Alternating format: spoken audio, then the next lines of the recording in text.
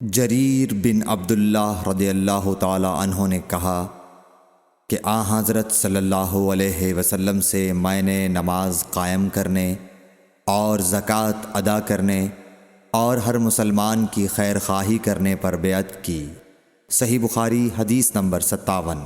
جس دن مغیرہ بن شعبہ حاکم کوفہ کا انتقال ہوا تو جریر بن عبداللہ رضی اللہ تعالی عنہ خطبے کے لیے کھڑے ہوئے اور اللہ کی تعریف اور خوبی بیان کی اور کہا تم کو اکیلے اللہ کا ڈر رکھنا چاہیے، اس کا کوئی شریک نہیں، اور تحمل اور اطمینان سے رہنا چاہیے اس وقت تک کہ کوئی دوسرا حاکم تمہارے اوپر آئے، اور وہ ابھی آنے والا ہے۔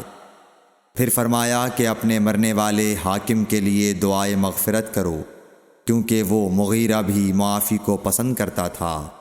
پھر کہا کہ اس کے بعد تم کو معلوم ہونا چاہیے کہ میں ایک دفعہ حضرت صلی اللہ علیہ وسلم کے پاس آیا اور میں نے عرض کیا کہ میں آپ سے اسلام پر بیعت کرتا ہوں۔ آپ نے مجھ سے ہر مسلمان کی خیر خواہی کے لیے شرط کی، پس میں نے اس شرط پر آپ سے بیعت کر لی۔ پس اس مسجد کے رب کی قسم کہ میں تمہارا خیر خواہ ہوں۔ پھر استغفار کیا اور ممبر سے اتر آئے۔ صحیح بخاری حدیث نمبر 58۔